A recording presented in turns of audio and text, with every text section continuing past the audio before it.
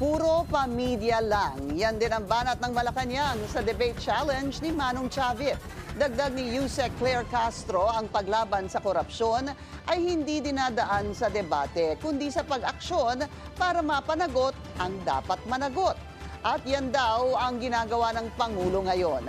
Sana rin daw noon sila naghamon ng debate. Nang aminin ni dating Pangulong Rodrigo Duterte na talamak ang ghost projects noong panahon niya, pero hindi naman naimbestigahan. Anak ng teteng talaga to si Claire. Hinamo ni Chavit, eto si Bongbong Marcos ng debate. Anong sagot? Kasalanan na naman ni Duterte. Eto si Claire,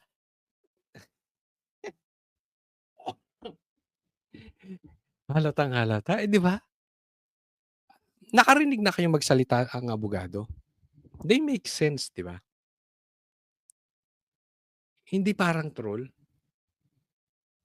Nakikita nyo, minsan kahit yung ibang abogado, even yung mga hindi ako sang-ayon na abogado, pag nagsalita sila, may matututunan ka. They make sense. Abogado, yung abogado, pag nagsalita, tunog abogado. Ito tunog troll talaga. Parang nasa GC nila, ay, lahat ng balita balik sa Duterte. Okay? Kahit si Mr. Tubig, ituro nyo si Duterte. Ano ba yung tubig na yan? Yung tubig, yung water. Diba ganyan ang kinalalabasan nitong animal na ito. Puro na lang Duterte, Duterte, Duterte. Diba? Ako magdududa kung siguro sila ay teenager. Ako sa tingin ko, baka type nito si Claire kung pareha silang teenager baka kinakalantari na nito si Claire si PRRD. Di ba? Isipin nyo debate. Pero ito yan. Si Bongbong Marcos, guaranteed, duwag yan.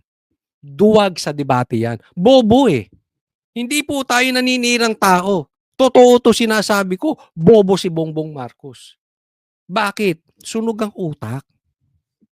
Dahil sa droga Okay? Hindi natin iniinsulto yung mahihina ang utak. Pero si Bongbong kasi kasalanan niya.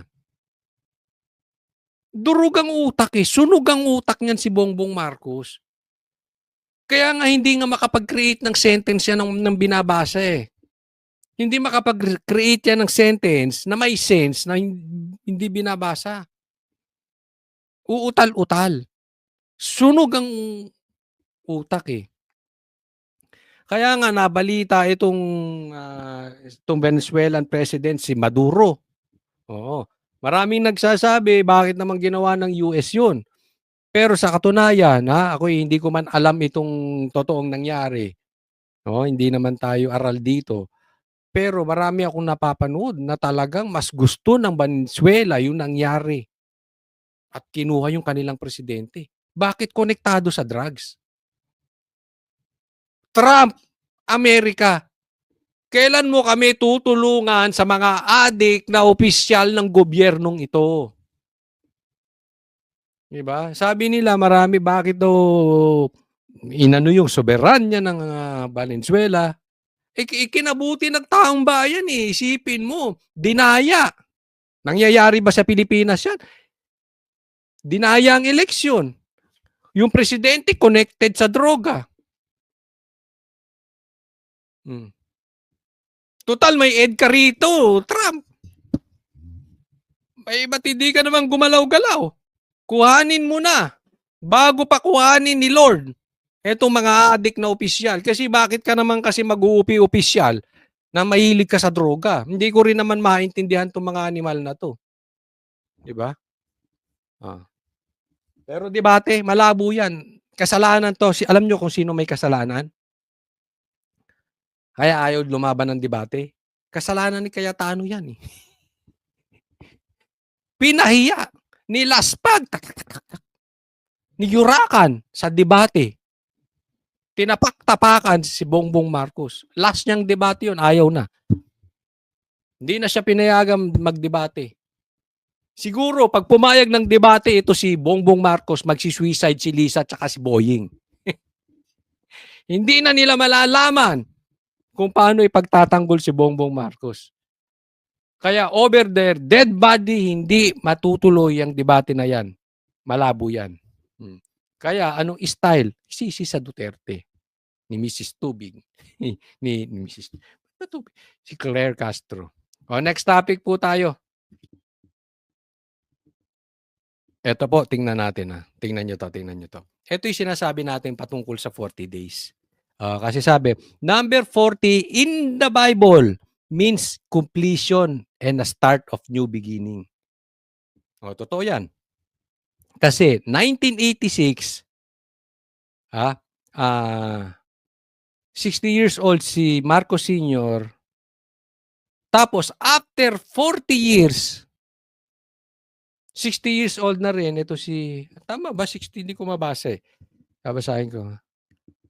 1986, 68 years old si Marcos Sr. nung natanggal. 2026 is exactly 68 years old na rin si Bongbong Marcos. At posible, matanggal. At ako'y naniniwala, this will happen. Hindi ko pinatatanggal ha. Pinipredict ko lang po ang posibilidad. And sabi dito, history is repeating itself. Bakit, kanyo? Kasi sobra na po.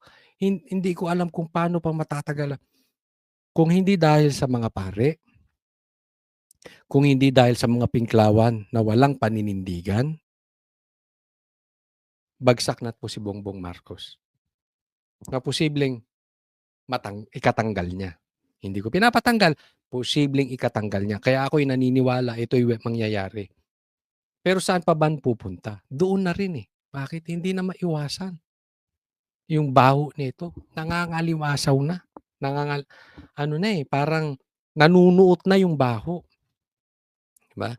Ano bang ibig sabihin nito? Sa Biblia kasi, yung 40 years, remember that, nung si Moses, nung inalis sa Egypt, yung mga Israelites at dadalhin sa Promised Land, it took them 40 years bago makarating doon dahil pasaway.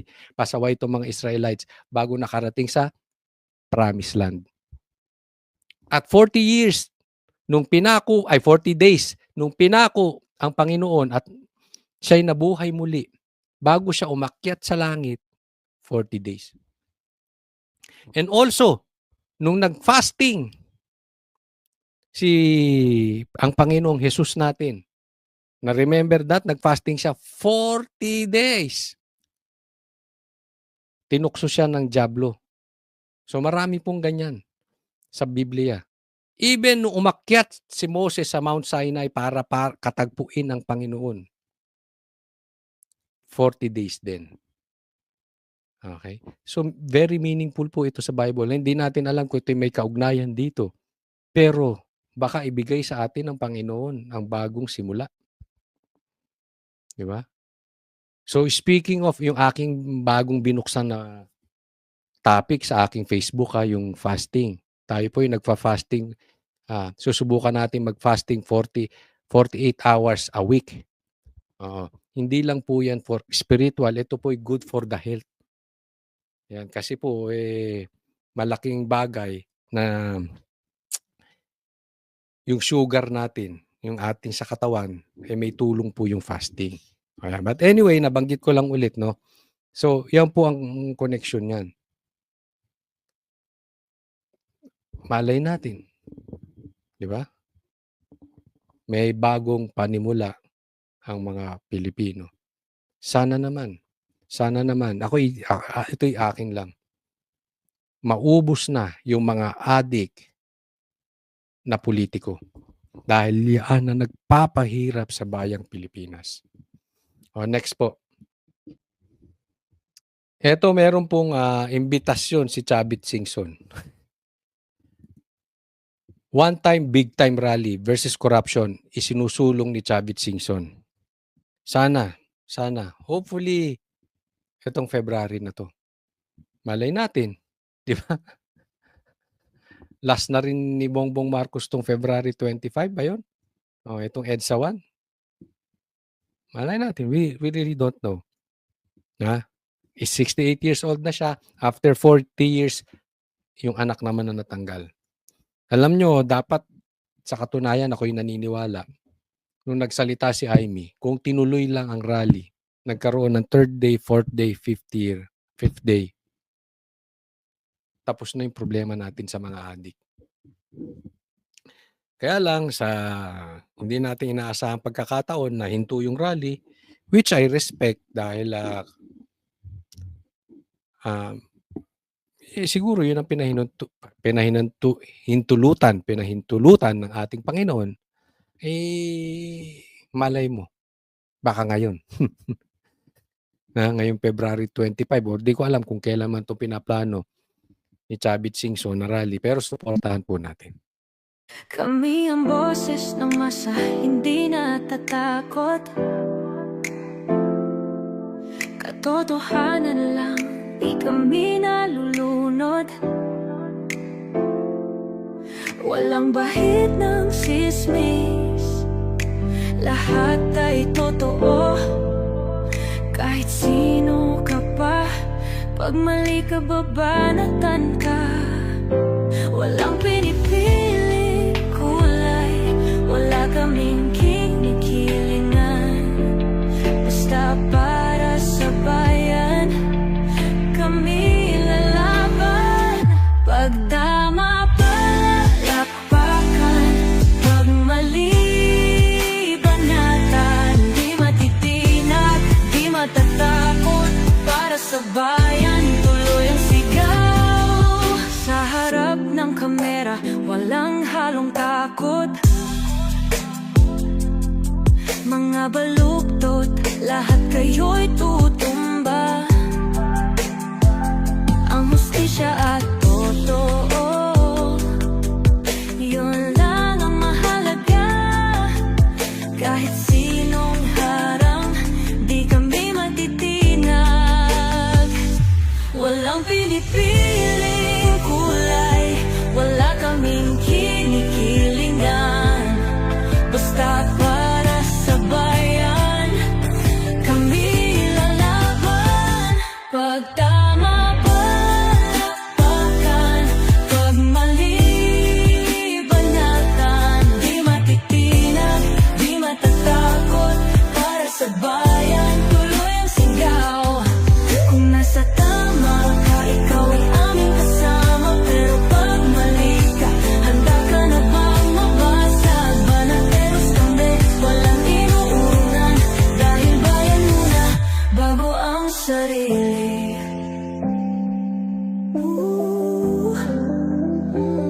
Bago ang sarili.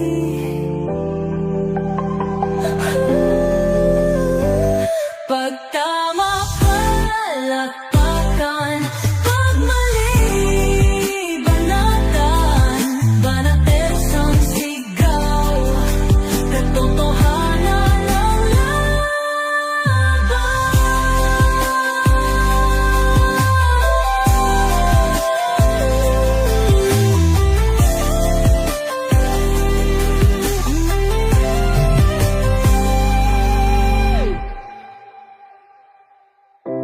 Sa harap ng kamera,